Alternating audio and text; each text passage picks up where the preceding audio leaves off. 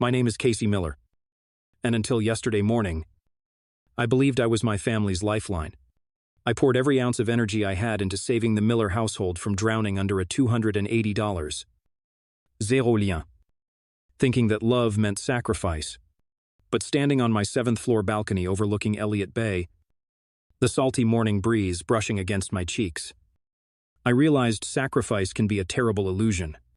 I remember pulling off my midnight shift at the fintech startup where I crunch numbers for a living, my second job after hours at that neighborhood cafe just so I could cover our refinancing fees. My body ached. My eyes burned. But I felt alive because I was finally seen. My mother, Linda, tearfully hugged me when I handed her the certified cashier's checks. My father, Tom, who'd always been stoic, wrapped his arms around me and whispered, "You're our hero." I closed my eyes, and for one brilliant second, I believed them. By sunrise, that belief lay shattered at my feet like broken glass. I parked my hybrid in the underground garage, keys jangling, and marched up to our condo door expecting the usual comfort of home. Instead, I found our place emptied out, no furniture, no photographs, no sign of their fingerprints on the walls. The sliding glass door was ajar, and my heart thudded so loud I could hear it echo against the empty walls. On the kitchen island lay a single white envelope with my name scrawled in careless ink. "Thanks for bailing us out, Casey. We've cashed out and moved on. Don't bother calling Linda and Tom. No apologies." No punctuation except for that final period. Like a full stop on my loyalty. My chest tightened so much I feared I'd never breathe again. And lurking beneath the betrayal was a cold realization I had quietly transferred the title deed into my name the week before. Leveraging that little-known blockchain smart contract clause buried deep in the refinance papers they'd signed. They'd sold our home out from under me. But it was never theirs to sell. I sank to the floor, the weight of righteous fury and relief colliding inside me. I've always been the responsible one. At 27, I felt the sting of being just the fixer for as long as I can remember, filling out my brother Evan's college apps, covering his rent when he blew his scholarship, and bailing him out of speeding tickets more times than I can count. He, the golden child and rising attorney, always charming in crisp suits, but utterly reckless with money and people. He'd guilted our parents into believing I was the family's ATM. And now the three of them had walked away with their pockets lined, leaving me to hold the deed to an empty shell. But I didn't feel sorry for myself. Instead, an ember of power sparked in my chest. They'd weaponized my love. Now I'd become their reckoning. Minutes later, I pulled myself up. Brushing dust off my jeans, I retrieved my laptop and sat at the bare dining table. Yes, the same one they'd cleared out, logged into the title office portal. There it was in black and white. My name stamped across the digital registry like a neon sign: owner. Exclusive. I forwarded the blockchain transaction receipt to the local HOA board, copied in the city's property records clerk, and sent a terse email to the buyer's real estate agent: sale void. Title under dispute until further notice. I paused, thumb hovering over send, because part of me craved confrontation. The rest wanted their jaws to drop when the news hit their inbox at 10:02 a.m. precisely. I hit send. The silence that followed was deafening. While I waited for the storm I knew was coming, he sank into my studio couch, eyes drifting to the single piece of furniture left behind, my mother's antique silver bracelet, perched on the coffee table like a sad trophy. She'd given it to me when I graduated high school, saying, "You'll need something to remind you of home no matter where life takes you." I picked it up, traced the delicate engravings, our family crest, a shield, an open book, and felt tears burn behind my eyelids. This bracelet was more than silver. It was proof that I once mattered. I slipped it onto my wrist, securing a promise to myself I wouldn't be the family's invisible problem solver anymore. I was done building bridges for people who only ever walked over me. An hour passed before my phone buzzed a text from Evan in all caps. "Casey, what the hell did you do?" Followed by a link to the local online news article titled, "Family feud erupts over Seattle condo, sale daughter holds title." The comments were already flooding, and some praising me as a savvy hero. others calling me ungrateful. I scrolled through the backlash, my pulse hammering, and realized I was already in deep water. But I'd chosen this dive. With each scroll, I felt my resolve sharpen like a blade. Let them judge. I was ready to show them what happens when you underestimate a miller who knows her rights. Then my phone rang. The caller ID read unknown. My heart skipped. I hit answer. A clipped voice said, "Casey Miller, this is Jordan Hayes, from Seattle Daily Ledger. Care to give an interview about your family's implosion?" I felt the sting of betrayal morph into adrenaline. "Not right now," I said, voice steady. But Jordan pressed. "Your story is viral. People want more details. Why'd you really walk away from your own family?" I closed my eyes and steadied my breath. In that moment, I knew the next move would define me. Reveal too much, might give them leverage. Reveal too little, would leave them thinking I was cold. I chose neither. "I'll decide who to talk to and when," I replied, then hung up. My ancestors' crest on that bracelet felt warm against my wrist, grounding me. Standing up, I walked to the full-length mirror by the hallway. I studied my reflection, tired eyes, a set jaw, and the silver bracelet glinting like armor. The city spread out behind me, steel and glass against the rising sun, reminding me of all the possibilities in front of me. Not behind. My phone buzzed again, a message from Alex, my friend and former colleague turned pro bono lawyer. It read, "Meet me at the Waterfront Cafe in 30. Got something you need to see."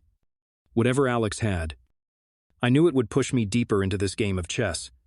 But I didn't flinch. I squared my shoulders, tucked my hair behind my ear, and walked out the door. The elevator doors closed. And for a moment, I felt the weight of every lie my family ever told me.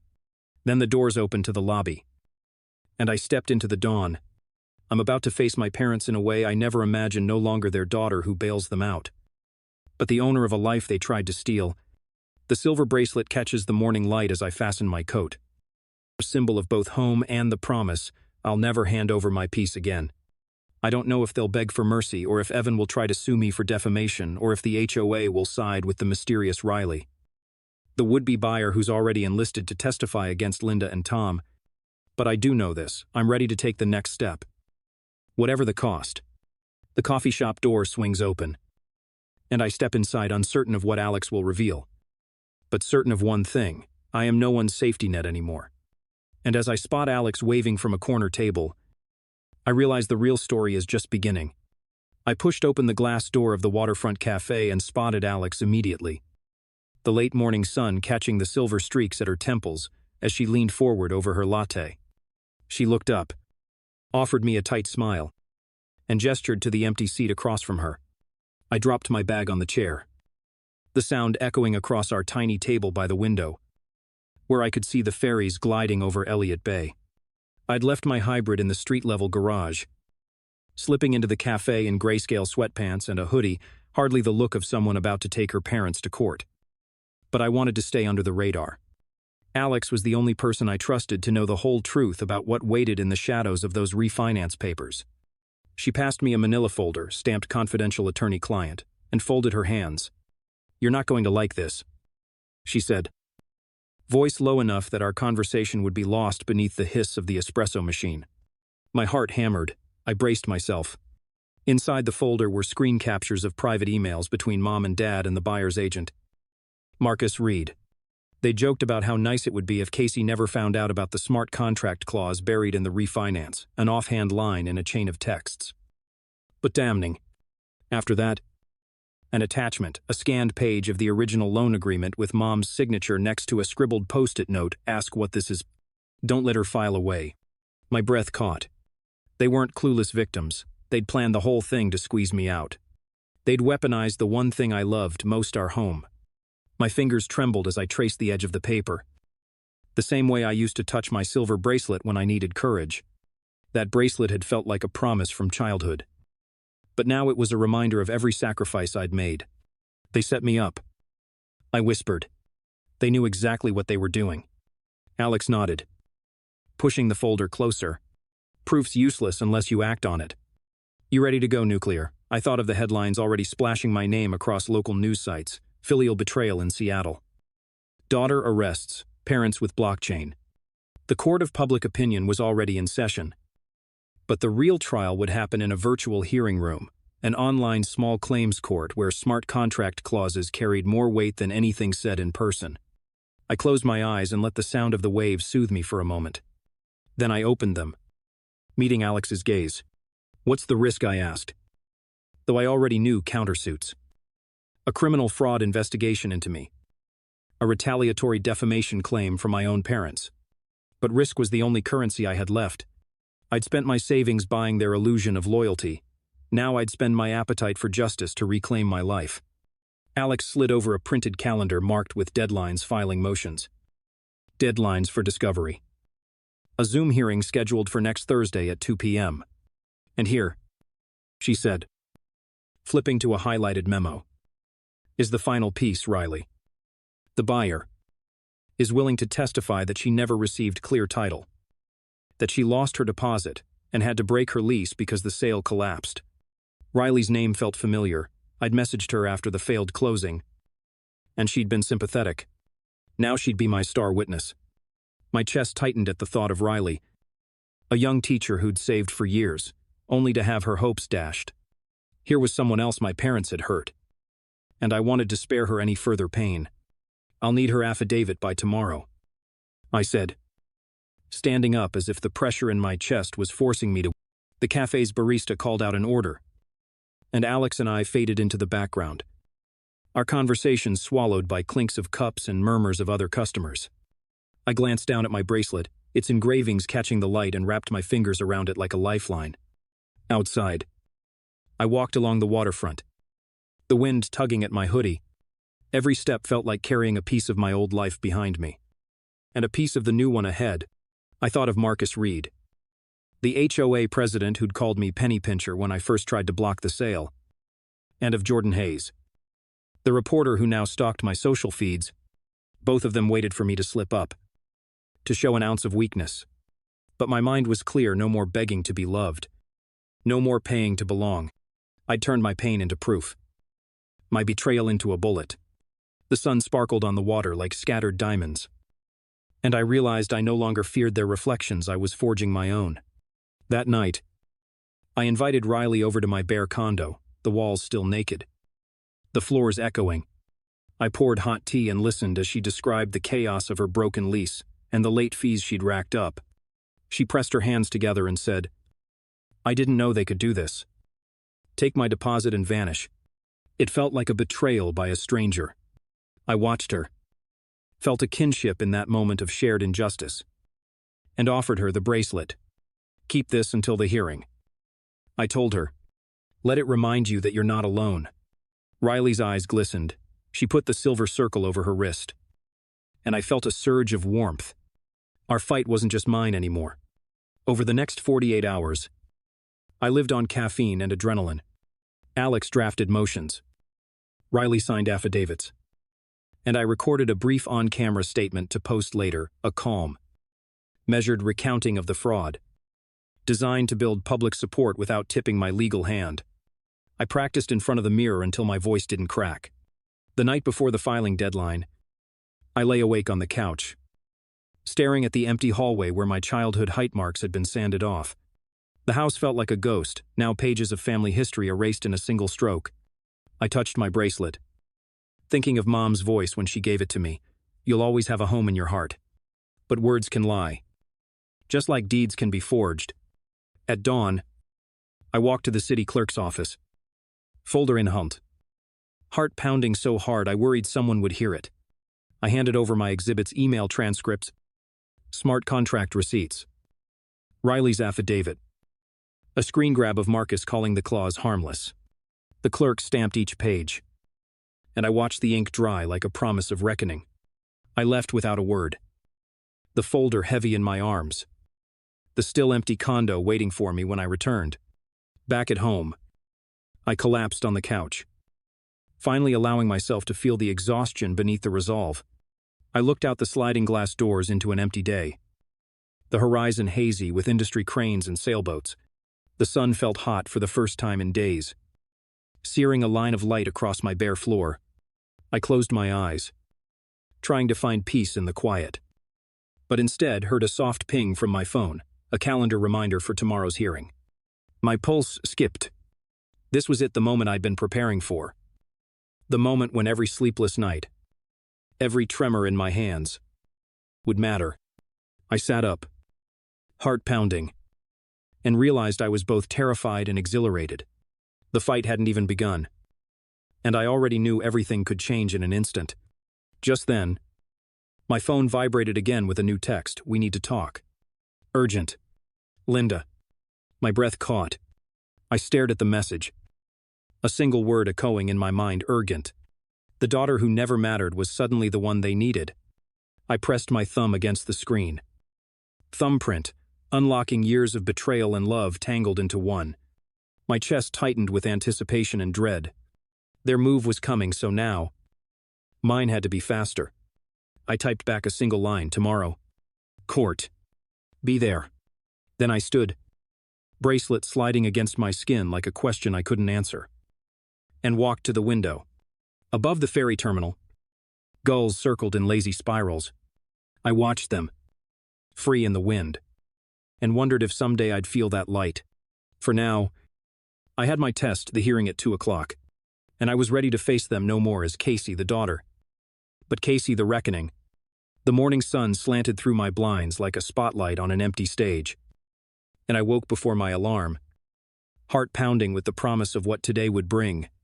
I sat up, the sheets tangled around my legs, and stared at the blank ceiling as if it were a canvas waiting for my declaration. This was the day, the Zoom hearing at 2 o'clock. My living room had never felt so charged with anticipation, with fear, with the electric hum of justice about to be served. I swung my legs off the bed and caught sight of the silver bracelet on my dresser, its engravings glinting in the pale light. I picked it up and slipped it onto my wrist. It felt heavier than usual. Not just a piece of jewelry, but a talisman. A living proof of every cut, every stitch in the tapestry of my life. I dressed in the simplest armor I could find: a white blouse with a crisp collar, dark jeans, and a navy blazer that used to hang in my mother's closet. When I zipped it up, I felt like a conductor raising her baton, ready to orchestrate the next movement of this family drama. My laptop sat on the coffee table, surrounded by stacks of printed exhibits, emails stamped confidential, blockchain transaction logs that glowed with irrefutable truth, Riley's affidavit neatly signed and notarized. I ran my fingers along the topmost sheet, steadying my breath, reminding myself I'd come too far to falter now. My phone buzzed a text from Jordan Hayes, the reporter who'd been sniffing around my story since the sale fell apart. "Heard you have something big today.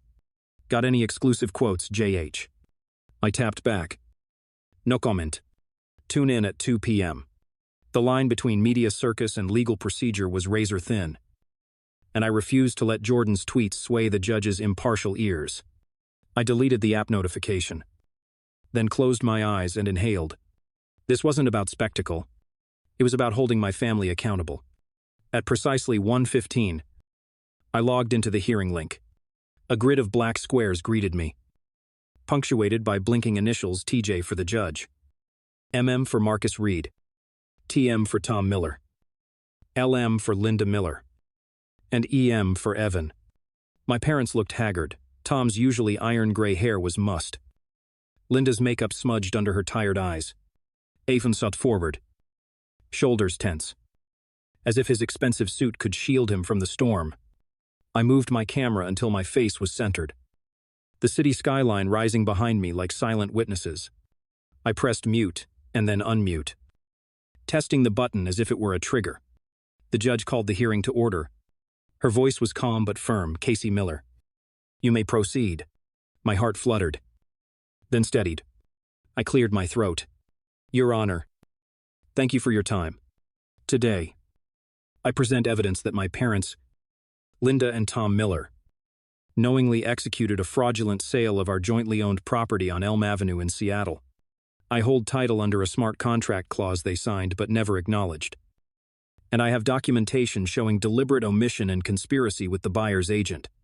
I clicked to share my screen, and the email chain lit up my monitor. Let's keep Casey in the dark hovered above a thread of jokes between Mom, Dad, and Marcus about burying the clause in legalese.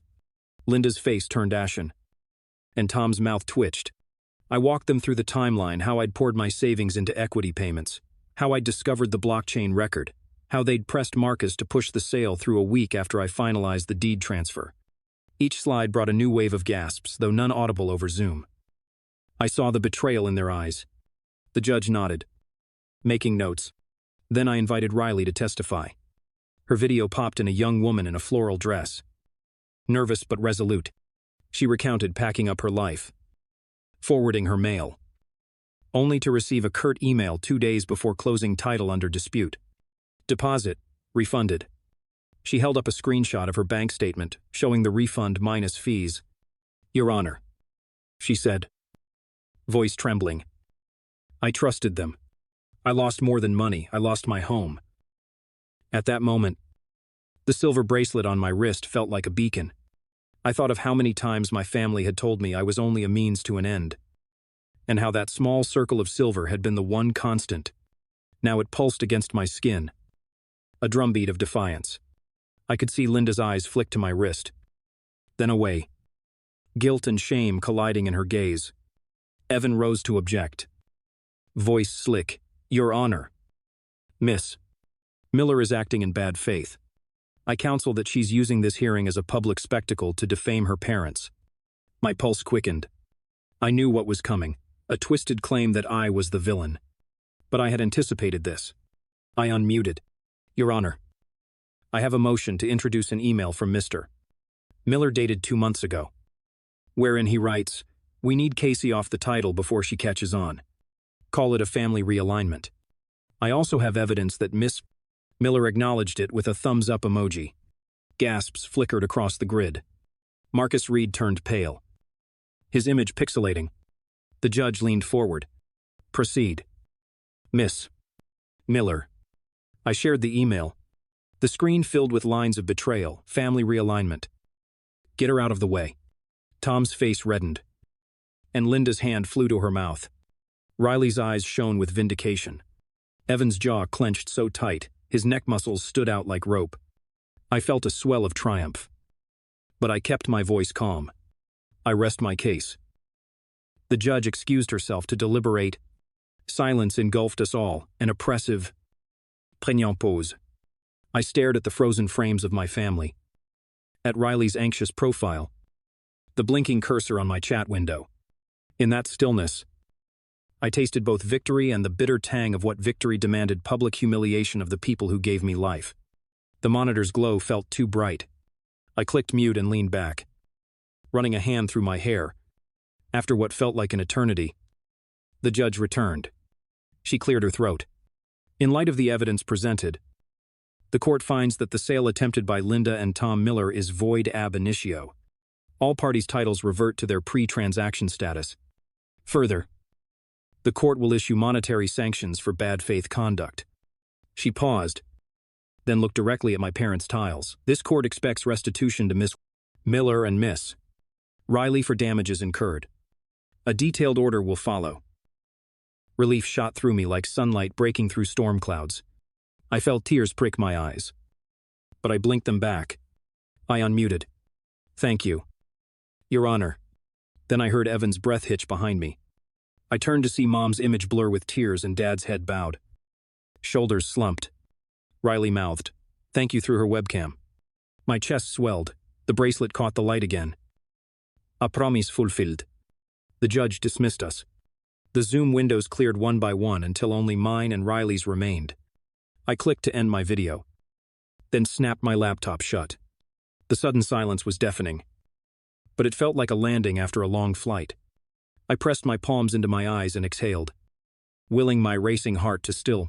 My phone buzzed a text from Linda. "Casey, I'm so sorry. Please call me." Beneath it, one from Tom, "I was wrong. I love you." And another from Evan, "Can we talk?" I stared at the screen, thumb hovering. I thought of the raw ache behind their words, the shame that must ripple through them. But I also remembered the late nights I spent patching up their mistakes, the tears I shed alone when they took my labor for granted. I slid the phone back into my pocket without a word. I rose from the couch and moved to the window, placing my hand on the cool glass. Outside, the city pulsed with life cars weaving below, seagulls diving for breakfast scraps, offices lighting up for a new day. The silver bracelet pressed into my skin like an anchor, tethering me to this moment of triumph and transformation. I realized I was no longer the daughter defined by sacrifice, but a woman defined by boundaries. I whispered to my reflection, "This is only the beginning." As I turned away, my phone rang an unknown number. He hesitated, then answered. A calm voice said, "Casey Miller, this is Judge Larson's chambers. Please stand by for your written order, which will include instructions for restitution and potential criminal referrals." My chest tightened at the mention of criminal referrals against my own family. I felt a swirl of vindication and guilt. The stakes had just escalated. I released a breath I didn't know I was holding and said, "Thank you." I hung up and sank back onto the couch, the weight of the next step settling over me. Restitution, sanctions, criminal referrals. Lines I had drawn in the sand were about to become trenches. I thought of the bracelet, its engravings almost unreadable now under my fingertips, and felt a surge of resolve. I'd fought for justice and won, but the battle was far from over. A new war loomed on the horizon. A soft ping sounded from my laptop. An email proposed family settlement meeting Friday. 10 a.m. Location Mediation Center. Downtown. I stared at those words and felt the old familiar pull of conflict and the new thrill of power. Friday. 2 days away. I closed my eyes, tasting the tension that crackled in the air. The line between closure and escalation shimmered like heat on pavement. My phone buzzed again. This time a message from Riley. "We did it. Proud of you." I tapped back. "Thank you for standing with me." I rose, moving toward the door as twilight settled outside. The city lights beginning to wink on. The bracelet throbbed against my wrist, a silent drumbeat of the reckoning yet to come. I flicked off the overhead lamp and stepped into the hallway's half-light, each step carrying me closer to Friday's showdown and whatever truths lay hidden behind my parents' trembling invitations. My heart thrummed with a mixture of dread and anticipation. The night was young, but my purpose was clear. I would no longer be the casualty of their mistakes. I would be the author of my own ending. And come Friday, they would learn that justice isn't a moment but a movement. I stood at the edge of Pioneer Square's brick plaza Friday morning, the cold of early spring still clinging to the air as commuters hustled past the bronze totem pole and the clock tower chimed 8:30. My breath came in sharp, visible puff, and I pressed my palm against the silver bracelet at my wrist, finding strength in its weight. Today was the mediation, my first face-to-face encounter with the people who had once called me daughter. I could feel the knot in my stomach tightening, but underneath it roiled something else, a fierce certainty that I'd earned every inch of ground I would claim today. I'd arrived early, as always, preferring the solitude of empty chairs to the tension of crowded waiting rooms. The mediation center's lobby had a hushed serenity, marble floors and soft lighting, as if promise and compromise could sprout from its polished surfaces. I checked my phone, no messages from Mom or Dad since the court order had landed Wednesday night. Their silence spoke volumes. I reminded myself it wasn't about forgiveness yet. It was about clarity, restitution, and setting rules that would protect me if they tried to betray me again. At 9:15, the mediator, an unflappable woman named Simone Richards, invited me into a conference room overlooking the plaza. I swallowed, nodded, and stepped in, the door clicking softly behind me. The table was U-shaped, leather chairs taut and inviting, but I chose a seat squarely in the middle, equidistant from the door and the windows. I unfolded my blazer, smoothing the fabric. My laptop base set at my feet, packed with exhibits, a timeline of payments, the blockchain deed, Riley's testimony, and my parents' incriminating emails. I felt ready. But part of me wondered what Mom's eyes would look like when she saw me here, so calm and collected. Mom and Dad arrived together at 9:30. Something about that sight hit me like a tidal wave. They both wore suits in muted grays, Mom's hair pulled back in a tight bun. Dad's tie perfectly knotted. Behind them trudged Evan, his expensive coat swishing, eyes hidden behind sunglasses despite the overcast sky. They exchanged polite smiles with Simone and took seats opposite me, Mom on Evan's left, Dad on his right. I noticed how they shifted when we locked eyes. Mom's lip trembled. Dad's jaw clenched. Evan's shoulders stiffened. Simone opened with a practiced warmth. Thank you all for coming. Our goal today is to find an equitable resolution outside further litigation. Miss Miller has proposed restitution amounts and boundary conditions. Let's review them. I watched my parents exchange a quick glance just once. But it spoke of panic. I steadied my hands on the table. This was my chance to articulate what I needed: financial repayment of the extra $15.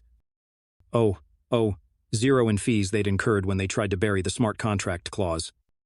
Plus a family covenant that barred them from initiating any property-related actions without my written consent for a period of 5 years. And, importantly, written apologies delivered publicly on my social channels, an element symbolic of the public shaming they had inflicted on me. I took a breath and spoke. Voice measured. First, the restitution. The closing costs they paid out of pocket when the sale froze: filing fees, legal retainer, and bank penalties, total $14.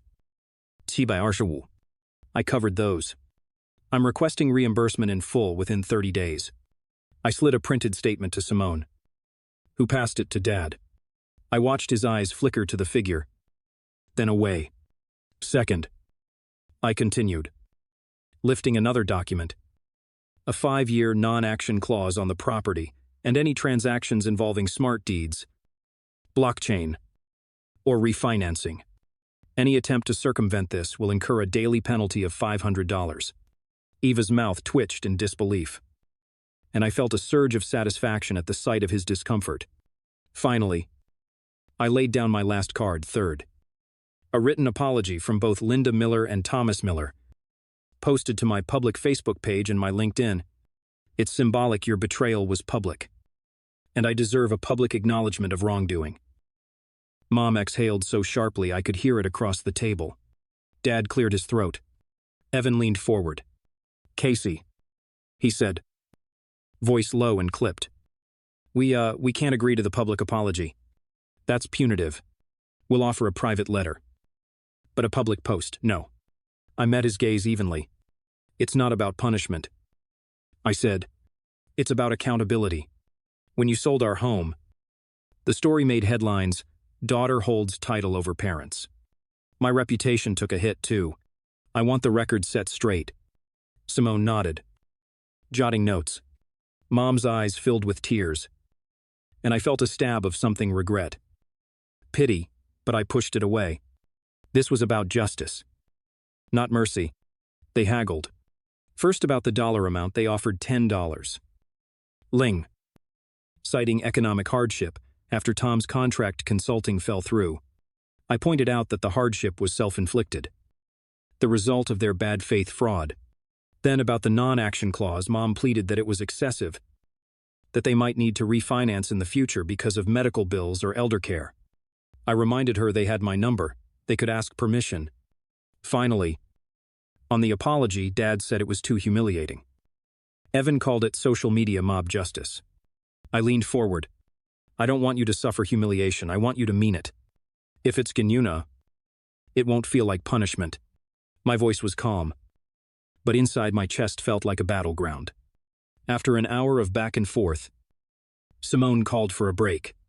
I exhaled so hard my shoulders loosened. I drank water and stared at my reflection in the glass wall white blouse. Bracelet shining. Eyes clear. I realized the power I held wasn't just in the law, but in standing firm where they had always wavered. I was no longer the fixer. I was the arbiter of my own worth. When we reconvened, my parents looked smaller, shrunken by the weight of their own actions. They'd conceded to full restitution and the non-action clause, but balked again at the public apology. Simone suggested a compromise: a private letter posted in a PDF on my page, with a personal statement. Mom's lip quivered. Dad swallowed. Evan looked ready to explode. I waited for a heartbeat, then nodded. Fine, I said. But the PDF must appear as a post with your signature and date. No screenshots, actual post. They swallowed. Deal. Dad murmured. Simone drafted the stipulation. We signed it together. Each of us pressing pen to paper in ritual acknowledgement. I sensed the shift in the air like the moment a storm breaks. As I signed, I felt something in me click into place, catharsis. Perhaps. Or the quiet birth of self-worth, untainted by obligation. The mediator stamped the document, and Simone offered a gentle congratulation. I smiled, but it felt brittle. This was only step one of healing. We rose, and my parents stood awkwardly. Dad cleared his throat, startled as though remembering what to say. Casey. I'm sorry, he said. His voice cracked. Mom's tears streamed down her cheeks. Evan looked away. I'm at Dad's casa. I felt my throat tighten. Thank you for the apology, I said, voice steady. But don't expect me to come running when things go wrong again. This is our boundary. Mom nodded, wiping her eyes. Dad exhaled, shoulders slumping. We left the room in silence. In the corridor, I paused by the water cooler, watching Mom and Dad exchange a glance of shame and relief. I realized they were processing the magnitude of what they'd done. Behind me, Simona slipped me a card for future support. I tucked it into my pocket. A talisman of community and resilience. Outside, the plaza had filled with office workers on lunch breaks, the totem pole standing silent witness. As I stepped into the bright afternoon, the bracelet felt cool against my wrist. A reminder of both my roots and my autonomy.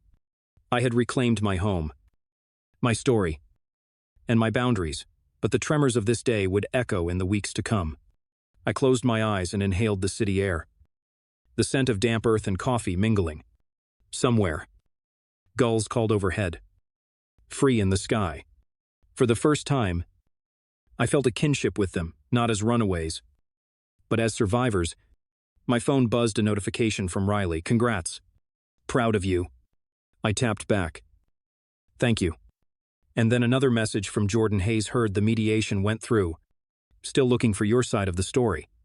I deleted the notification without replying. My narrative was mine alone. For now, I slipped my hands into my blazer pockets and started walking toward the waterfront, feeling the weight of each step. The plaza faded behind me as I followed the cobblestone path along the piers. In my mind, words echoed, this is only the beginning. I had built a fortress of legal papers and boundaries, but the truest fortress lay within in the unbreakable circle of silver at my wrist. The sun warmed my face, and I realized that despite the risk, despite the pain, I was no longer afraid. I was alive. And somewhere beyond the horizon, a new chapter awaited, one not defined by family debts or betrayal, but by the quiet strength of a woman who dared to claim her own story. As I rounded the bend, I glimpsed a solitary seagull perched on a piling. Wings folded, head cocked toward the sun. It felt like an omen, poised, resilient, ready to take flight. I paused and met its watchful eye. And I knew that this moment, this breath between endings and beginnings, was mine to own. The sea stretched beyond, endless and full of possibility. I breathed deep and whispered to the bird, to the city, to myself, let's see where this goes. And with that, I stepped forward into the afternoon light, the bracelet glinting like a compass guiding me toward whatever lay ahead. I spent the next few days locked in a rhythm of caffeine and purpose. Each morning's first light finding me at my laptop storming through social media comments, drafting NDAs for Riley's testimony, and checking in with Alex on the latest status of the criminal referrals lodged against Mom, Dad, and Marcus Reed. The silver bracelet on my wrist was my constant companion. Its cool weight, a reminder that I had earned every step of this journey. It felt less like jewelry now than like a talisman forged from every lie I'd been told and every promise I'd kept to myself. But beneath the surface of my controlled determination, a storm brewed, one fueled by the unrelenting gaze of the public. The thin line between vindication and vengeance, and the uneasy possibility that I might still lose the one thing I'd fought so fiercely to protect. When the mediation agreement went public, My Facebook post announcing it exploded overnight, over 10,000 reactions, 1,000 comments, and multiple news pickups. Some voices cheered me as a champion of consumer rights and filial justice. Others castigated me as a heartless daughter, weaponizing the law against aging parents. Journalists emailed interview requests. Legal bloggers dissected every clause of the non-action covenant. Even a podcaster dedicated an entire episode to Family Feud, the blockchain betrayal. I watched it all with a strange detachment, sipping my third black coffee of the morning and staring at the scrolling feed. Each fresh you go. Girl. Echoed with a caveat, but is she too cold? And every shame on the parents came with what kind of monster? Public shames her own flesh and blood. The commentary was a relentless tide that pulled at me, threatening to wash away the line I'd drawn between justice and cruelty. I reminded myself that the public's opinion was fluid. Today's hero could be tomorrow's villain with the turn of a headline. My real focus was internal, holding firm to the boundaries I'd set, and ensuring that my pursuit of accountability didn't morph into vindictiveness. In the silence of my empty condo, I often sat by the window, tracing the bracelet's engravings, and reminding myself, this is about my worth, not their punishment. Still, some nights I'd lie awake, hearing a phantom knock on the door, imagining my parents back out there, desperate, or Marcus Reed plotting a legal sleight of hand to undo the smart contract clause. The thought of them scheming again sent a shiver down my spine. I kept a folder labeled Plan B hidden under my nightstand. Filled with contingency motions, Alex had drafted daily penalties, injunction requests, criminal affidavits, just in case they tried any more dirty tricks. It was during one of these restless nights that my phone pinged with a notification from Claire Henderson, Evan's estranged wife. Claire had reached out a week earlier, admitting she'd been complicit in covering up my parents' behavior, typing up their faux apology, forwarding their email drafts to Evan. Then to me as genuine. Her message had been raw. I'm sorry. I helped them gaslight you. I want to make it right. I'd replied politely but withheld judgment, planning to hear her out once the dust settled. Now, at 2:00 a.m., Claire sent a new note. I've uncovered something you need to see. It changes everything for all of us. Attached was a single PDF, an internal memo from Marcus Reed's brokerage, marked confidential, outlining plans to target homeowners like Mom and Dad who were tech-naive and prime for quick flips. It detailed fees, he skimmed off each transaction, and how he groomed clients to sign without fully understanding blockchain-backed title transfers. In other words, mine wasn't the only family he'd betrayed. It was his business model. The revelation stunned me awake. I sat bolt upright, heart hammering, and felt the weight of the bracelet like a lifeline. Marcus Reed had painted my parents as victims, but he had been pulling the strings all along, using my family's desperation to line his pockets. This twist reframed every aspect of my narrative. I had thought I was suing my own flesh and blood, but in reality, I was exposing a predatory scheme that preyed on the elderly and the vulnerable.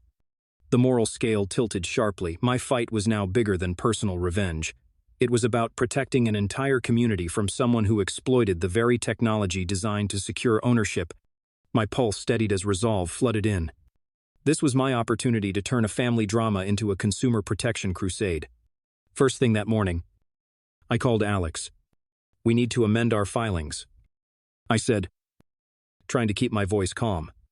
Over the next few hours, we pieced together the new narrative. Mom and Dad had been lured into a trap laid by Marcus, who had systematically targeted elderly real estate clients in Seattle. We prepared a motion to add Marcus as a co-defendant in the fraud case, pointing to the confidential memo as evidence of a deliberate scheme. We also drafted a community alert press release for local news outlets and neighborhood associations, warning others to check for smart contract clauses before refinancing.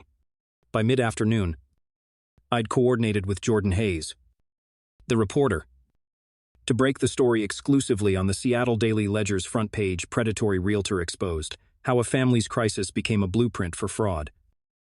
Watching the story go live was bittersweet. The article's headline stared back at me from my laptop. Tech-savvy daughter saves family, exposes coalition of real estate fraud. Below, Jordan quoted me, "It's not enough to fight your own battles when you discover you're standing on the edge of a cliff. You have to warn the people behind you. The piece named Mom and Dad as victims of Reed's scheme, shifting blame away from them and onto the predator. In comments, dozens of neighbors confessed similar experiences: suspicious refinance fees, confusing legalese, sudden removal from title by invisible clauses. Emails flooded my inbox asking for help. I realized I had become a public resource, a beacon for those who felt powerless against a system that thrived on complexity and fear. That evening, I hosted a live-streamed Q&A on my personal page, something I'd resisted, fearing it would cross the line into spectacle. But after reflecting on what I truly wanted, empowerment for others, not a talk show, I decided it was necessary. I set up my laptop in the bare living room, the sunlight streaming in behind me. The silver bracelet caught the light like a spotlight. I began by recounting my story in bare human terms: exhaustion, betrayal, discovery, triumph. Then I pivoted: here's how to look for the clause. Here's the list of red flags. And here are the steps I took that you can take too. I walked viewers through screenshots, shared my slides, and even offered pro bono consultations for the most urgent cases. The chat exploded with gratitude and solidarity, thousands of comments thanking me for demystifying the process, empowering them to reclaim their own titles. For the first time, I felt the weight of my personal struggle transform into communal uplift. But as the praise streamed in, a dark undercurrent swirled. A handful of commenters accused me of grandstanding, claiming my live stream was self-serving clickbait. One user suggested I do it all for attention, that I was playing the victim for likes. The criticism stung more than any betrayal had, because it questioned the authenticity of my pain and the sincerity of my purpose. I stared at my reflection in the camera lens, the bracelet glinting beside my hand, and took a deep breath. To those who doubt, I invite you to check your own deeds. I said softly, I'm not doing this for applause. I'm doing it because it saved my life, and maybe it can save others. 2. I ended the stream with a quiet nod and the words, knowledge is power. Use it wisely. Hours later, the adrenaline faded, leaving me hollowed out but resolute. I sank onto the couch, rubbing my temples. The living room felt cavernous, the windows revealing the city lights blinking on. I thought of the countless families already targeted by Reed, shuddered at the scale of his operation, and felt the full weight of responsibility settle on my shoulders. This crusade might demand more sacrifice than I'd anticipated. I'd become the public face of a movement, not just a private daughter defending her home. And my parents, they were still reeling, uncertain. And I hadn't heard from them since the mediation. They might feel relief that I was vindicated, but also fear that I'd dragged them further into the spotlight. Just then, my phone rang. The caller ID read unrecognized. My pulse quickened. I tapped the green icon. A cool, clipped voice said, Miss Miller, this is Daniel Chang with the Washington State Department of Consumer Protection. We've read your filings and the Ledger article. We'd like to discuss coordinating an investigation. Are you available tomorrow morning? I closed my eyes and felt a surge of hope and dread. Government investigators could bring criminal charges, shut down Reed's entire operation, and protect countless homeowners. But it also meant more public scrutiny. Legal deposition. Subpoenas for every personal email and bank statement I'd ever sent. My private life would vanish under the microscope. I forced my voice steady. Yes. Mr. Chang, I'm available at 10 a.m.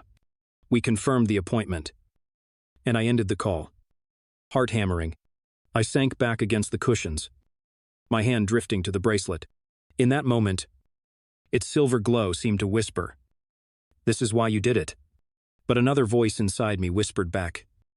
At what cost? The city hummed outside my window cars. Distanciant. The endless buzz of life. I closed my eyes and let the hum soothe me. But when I opened them again, a cold clarity had settled in.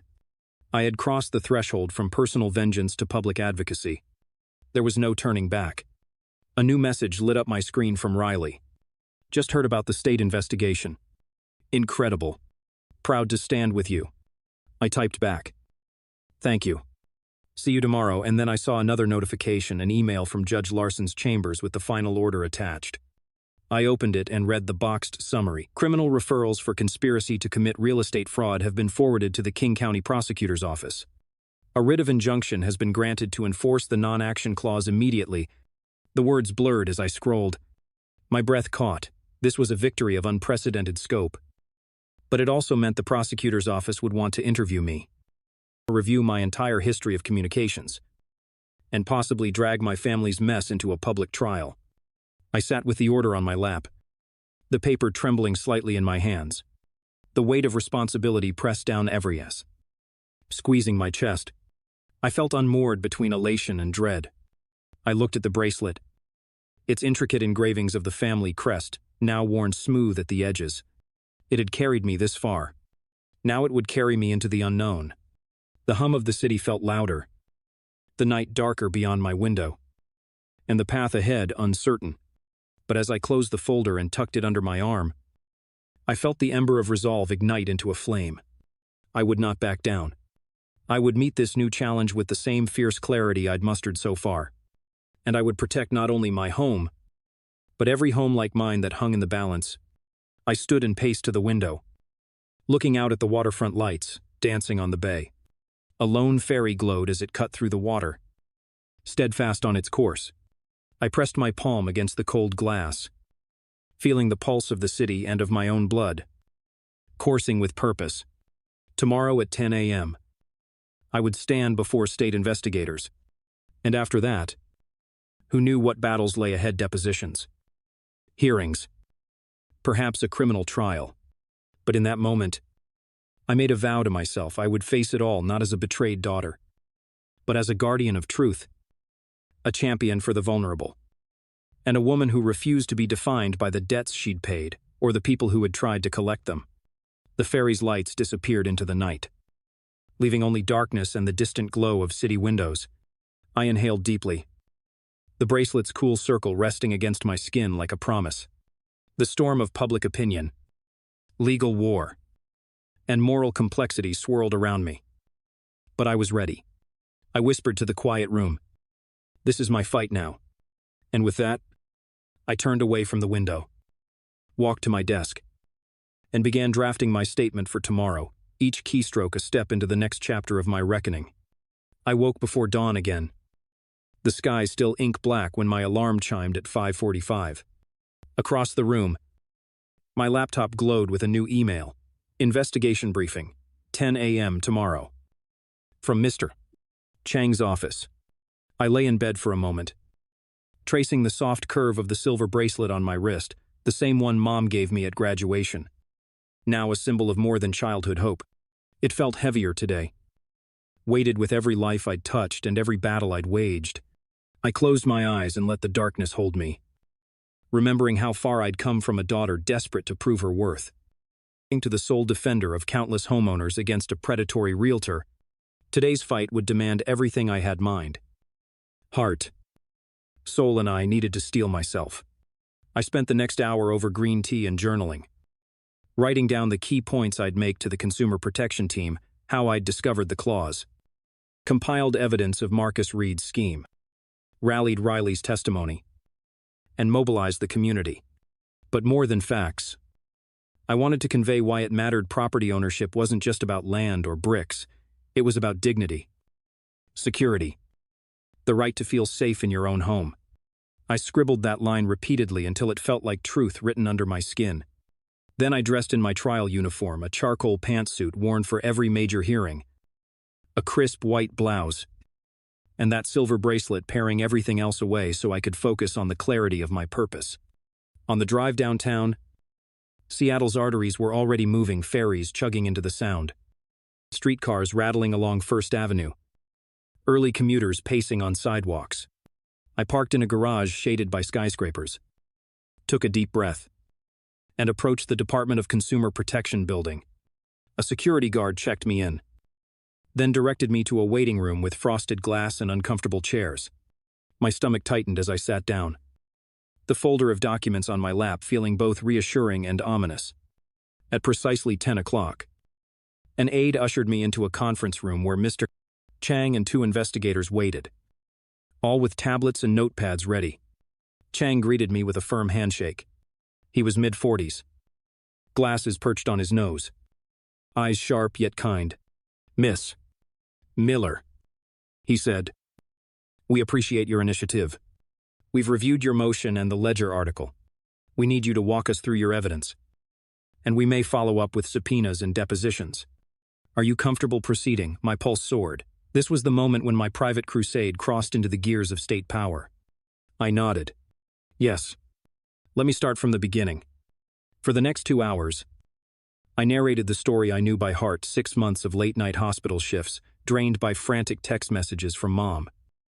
The moment I spotted the blockchain entry obscured beneath refinance documents, Riley's heartbreak and subsequent affidavit, and that damning Marcus Reed memorandum, I handed them printed exhibits, tapped through slide decks on their tablets, and answered every question, some technical, some personal, about my motivations and mental state. When Chang asked why I'd gone public with a live stream, I paused and said, "I realized this wasn't just about me. If I didn't illuminate the mechanism, others would continue to be blindsided. The public needed to know that technology meant to protect could be twisted, and someone had to stand up." I saw the investigators exchange nods. They probed for gaps. Did I benefit personally beyond saving my home? Had I coordinated with other homeowners? Was I seeking a financial windfall each time?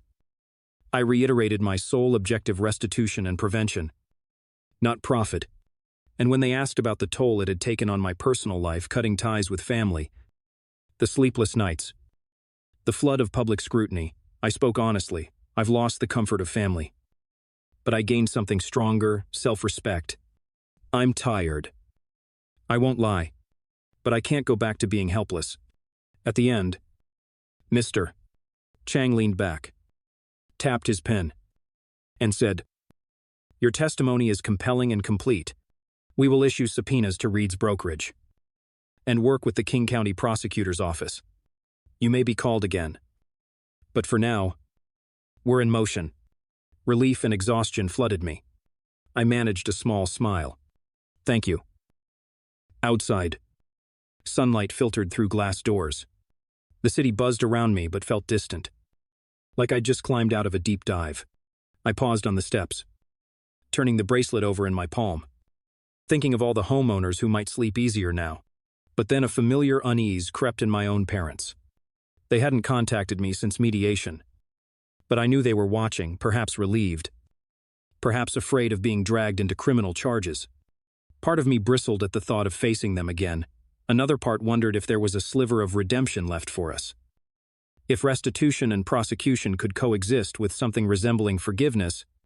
My phone buzzed a message from Claire Henderson. "That went well. Proud of you. Let me know if I can help with finger-pointing later." I typed back, "Thanks. Your support means a lot."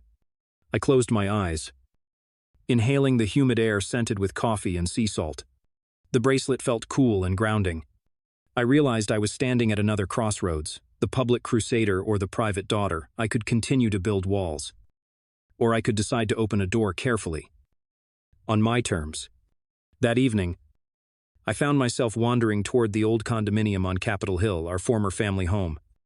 Now, under my sole ownership, the building's lobby was quiet, the scent of polished wood and old carpets lingering. I stepped inside, walked through the empty hallways, and reached the unit's door. I placed my hand on the knob and hesitated. Inside, light bulbs would need replacing. Floors would need cleaning, my next project as property owner. But more than that, I felt the weight of memory: the scraped knees on the old wooden stairs, the laughter in the kitchen, the silent tears at 2 a.m. after another disappointment. I closed my eyes and whispered, "This home is mine now, and it will be more than a symbol of betrayal." I opened the door, flicked on a single lamp in the living room, and let the pool of light reveal blank walls waiting to be filled. I ran a hand across the empty mantel, where Riley's affidavit once lay, and pictured photos of community workshops I planned to host. A small library of resources on blockchain literacy. A gathering place for neighbors. The space felt alive with possibility. In the corner, I spotted a succulent in a cracked pot, Mom's favorite hobby, before it all fell apart. I picked it up, brushing away dried soil. Its leaves were parched but still green. I set it on the windowsill where morning light would reach it. It seemed to pulse with resilience. The plant, like me, had been neglected and nearly died, but it could thrive again with care. The silver bracelet glittered in the lamp's glow, and I wrapped my fingers around it, a silent vow to nurture both this home and the trust it once represented. My phone chimed, Linda's name flashed. My heart thudded. I stared at the screen, thumb hovering over the decline button. 100 words raced through my mind, sorries, explanations, deflections, but I didn't press. Instead, I slipped the phone into my pocket and whispered, "Not yet." I turned back to the cottage living room, the walls bare and waiting. I lifted the succulent and placed it gently on the empty shelf. I stepped back and surveyed the room, emptiness and promise. Grief and possibility entwined. Tomorrow would bring calls from the prosecutor's office. Depositions. More sleepless nights. I would have to testify again. Open my personal life to scrutiny. And perhaps face my parents in court. But tonight, I owned this space in a way I never had before, not as a daughter beholden to broken promises, but as a woman writing her own narrative. The succulent in the cracked pot and the silver bracelet on my wrist were my twin symbols now, survival and self-determination. I switched off the lamp, plunging the room into soft darkness, laced with city lights. The succulent rested in the window. The bracelet lay on the table beside it. And I stepped toward the door. A single turn of the knob echoed through the silent unit.